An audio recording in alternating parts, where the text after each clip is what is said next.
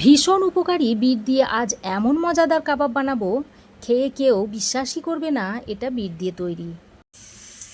নমস্কার বন্ধুরা, তিয়াশাস রেসিপিতে সকলকে স্বাগত জানাই। প্রতিদিনের মতো চলে এলাম আবারও একটা নতুন রেসিপি নিয়ে। আশা করি আপনাদের ভীষণ ভালো লাগবে। তো রেসিপিটা তৈরি করার জন্য এখানে আমি দুটো বিট নিয়েছি। এবার আমি এই বিটের খোসাগুলোকে ছাড়িয়ে নেব। তো এখন আমি এই বিটের খোসাটাকে একটা পিলার দিয়ে এইভাবে ছাড়িয়ে নিচ্ছি। দারুণ উপকারী হওয়া সত্ত্বেও আমরা কেউই খেতে পছন্দ করি না, বিশেষ করে বাচ্চারা তো খাই না। এইভাবে যদি বিটের রেসিপিটা তৈরি করে দেন তাহলে সকলেই দেখবেন আঙুল চেটে চেটে খাবে।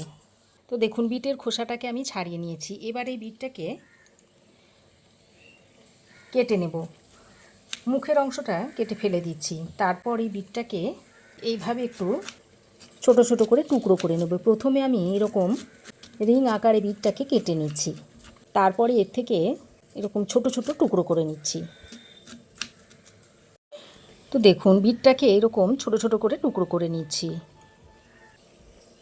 এইভাবে ছোট ছোট টুকরো করে নিলে বিটটাকে বাটতে সুবিধা হবে। আর আজকের এই রেসিপিটার জন্য বিটটাকে বেটে নিতে হবে। তো বিটটা কেটে নেওয়ার পর এবার আমি এই বিটটাকে একটা প্লেটে তুলে নিচ্ছি। আর বিটটা কাটার আগে আমি ধুয়ে নিয়েছিলাম, তাই বিটটা কাটার পর আর ধোবো না। বিট কাটার পর যদি ধোয়া হয় তাহলে বিটের রসটা বেরিয়ে যায়। এবার আমি এই বিটটাকে বেটে নেব। তার জন্য একটা মিক্সিং জার নিয়েছি। এবার এই মিক্সিং জারের মধ্যে এই টুকরো করে রাখা বিটটাকে দিয়ে দিচ্ছি। এই বিটটাকে বেটে নেব। দেখুন বন্ধুরা, বিটটাকে আমি এরকম করে বেটে নিয়েছি। এবার এই বিট বাটাটাকে আমি এই একটা প্লেটের মধ্যে ঢেলে নিচ্ছি।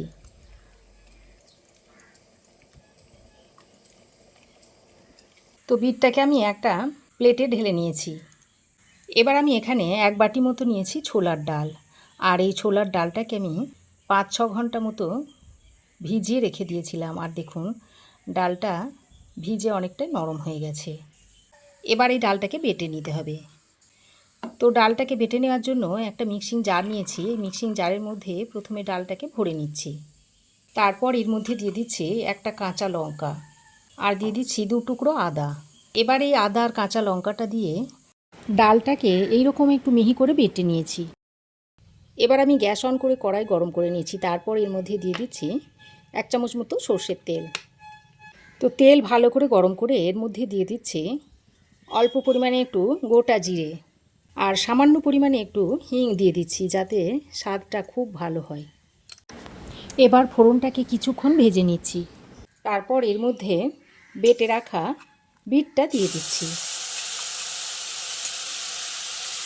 বিটটাকে দিয়ে 1-2 মিনিট মতো একটু ফোড়নের সঙ্গে মিশিয়ে নিচ্ছি। দিয়ে একটু ভাজা ভাজা করে নিচ্ছি, যাতে বিটের কাঁচা গন্ধটা না থাকে। এবার আমি এই সময় দিয়ে দিচ্ছি এর মধ্যে অল্প সামান্য পরিমাণে একটু হলুদ গুঁড়ো, দিয়ে দিচ্ছি একটু লাল লঙ্কার গুঁড়ো আর স্বাদ মতো নুন দিয়ে দিচ্ছি। তারপর আবারও এই বিটের সঙ্গে ভালো করে মিশিয়ে নিচ্ছি। এবার আমি এর মধ্যে বেটে রাখা ডালটা দিয়ে দিচ্ছি। তারপর এই ছোলার ডালটাকে বিটের সঙ্গে ভালো করে মিশিয়ে নিচ্ছি। আর এই সময় গ্যাসের ফ্লেমটাকে একদম লোতে রেখে দিতে হবে, তা না হলে নিচেই লেগে যাবে। এবার আমি এর মধ্যে অল্প পরিমাণে একটু চিনি দিয়ে দিচ্ছি। এবার আমি এখানে নিয়েছি 1 মুঠো মতো রোস্টেড বাদাম। সে বাদামটাকে রোস্ট করে তারপর আধ ভাঙা করে নিয়েছি, সেটা এখন এর মধ্যে দিয়ে দিচ্ছি। আর দিয়ে দিচ্ছি 1/2 চামচ পরিমাণ গরম মশলার গুঁড়ো। এবার আবারও সব কিছু একসঙ্গে ভালো করে মিশিয়ে নিচ্ছি। ভালো করে নেড়ে চেড়ে মিশিয়ে নিয়েছি। আর দেখুন কড়াই থেকে ছেড়ে ছেড়ে আসছে। এবার আমি এটাকে নামিয়ে নেব। দেখুন একটা মন্ডের মতো তৈরি হয়ে গেছে। এবার এটাকে আমি নামিয়ে এই রকম একটা প্লেটের মধ্যে তুলে নিই। তারপর এটাকে একটু হালকা ঠান্ডা করে নিতে হবে। মিশ্রণটাকে হালকা ঠান্ডা করে নিয়েছি। এবার আমি এখানে নিয়েছি 1 টেবিল চামচ পরিমাণ বিস্কুটের গুঁড়ো। এখন এই বিস্কুটের গুঁড়োটা এর মধ্যে মিশিয়ে নিতে হবে। তো বিস্কুটের গুঁড়োটা আমি এর মধ্যে দিয়ে দিয়েছি। এবার এর সঙ্গে খুব ভালো করে মিশিয়ে নিচ্ছি। বন্ধুরা, বিটের অনেক রেসিপি আপনারা খেয়েছেন। এইভাবে বিটের কাবাব যদি তৈরি করে খেয়ে না থাকেন, অবশ্যই একবার তৈরি করে খেয়ে দেখুন। আশা করছি আপনাদেরও ভালো লাগবে। খুব ভালো করে বিস্কুটের গুঁড়োটা এর সঙ্গে মিশিয়ে নিয়েছি। এবার আমি এই কাবাবগুলোকে তৈরি করে নেব। তার জন্য হাতে একটু সাদা তেল লাগিয়ে নিয়েছি। তারপর এর মধ্যে থেকে অল্প অল্প ডো নিয়ে প্রথমে হাতে গোল বলের শেপ দিয়ে নিচ্ছি। তারপর এইভাবে একটু চ্যাপ্টা আকারে তৈরি করে নিচ্ছি।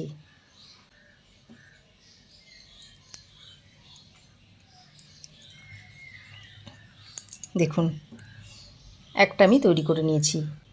তারপর একটা প্লেটের মধ্যে এইভাবে রেখে দিচ্ছি। একইভাবে সব কাবাবগুলোকে তৈরি করে নেব।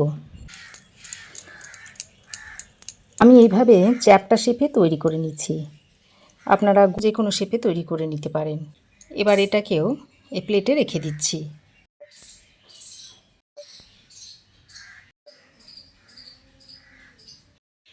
তো দেখুন, সব কাবাবগুলোকে আমি তৈরি করে নিয়েছি। এবার আমি এটাকে এক সাইডে সরিয়ে রেখে দিচ্ছি। তারপর দেখুন, এখানে একটা প্লেটের মধ্যে আমি সাদা তিল নিয়েছি। এবার এই একটা কাবাব নিয়ে এই সাদা তিলে এইভাবে গড়িয়ে নিচ্ছি। দেখুন, তো দেখুন দু পিঠটাতেই সাদা তিল এইভাবে লাগিয়ে নিচ্ছি। তারপর এটাকে আবার ওই প্লেটের মধ্যে রেখে দিচ্ছি। একইভাবে সবগুলোকে এরকম তিলে গড়িয়ে নিচ্ছি।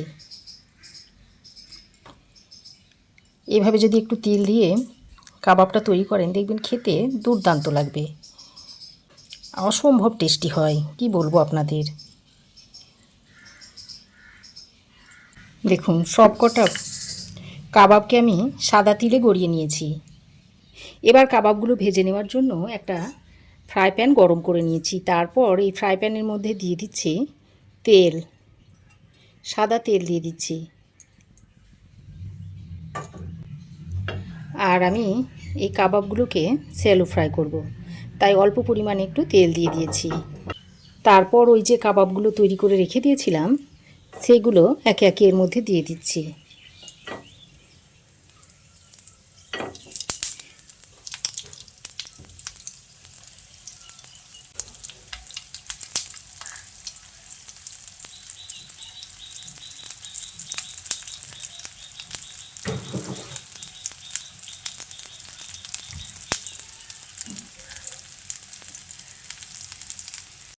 তারপর কিছুক্ষণ পর এই এক সাইডটা শক্ত হয়ে এলে এইভাবে উল্টে পাল্টে নিচ্ছি। দেখুন, আর এই কাবাবগুলো ভাজতে খুব বেশি সময় লাগে না, অল্প সময়ের মধ্যে কাবাবগুলো ভাজা হয়ে যায়।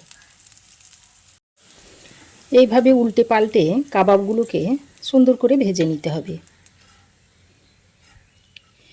আর গ্যাসের ফ্লেমটাকে একদম মিডিয়ামে করে ভেজে নেবেন, তাহলে ভিতর পর্যন্ত সুন্দর ভাজা হয়ে যাবে, একটুও কাঁচা থাকবে না।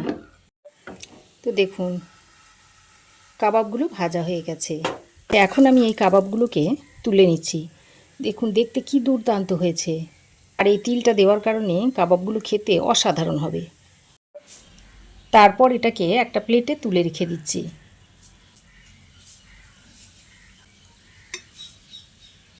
তো একইভাবে সব কাবাবগুলোকে আমি ভেজে নিয়েছি। কাবাবটাকে আমি আজকে টমেটো সস দিয়ে সার্ভ করে দিয়েছি। কাবাবগুলো কি দুর্দান্ত দেখতে হয়েছে, দেখুন কতটা ক্রিস্পি হয়েছে। দেখুন, এবার আমি একটা কাবাব আপনাদের ভেঙে দেখাচ্ছি। দেখুন ভিতরটা কত সুন্দর হয়েছে।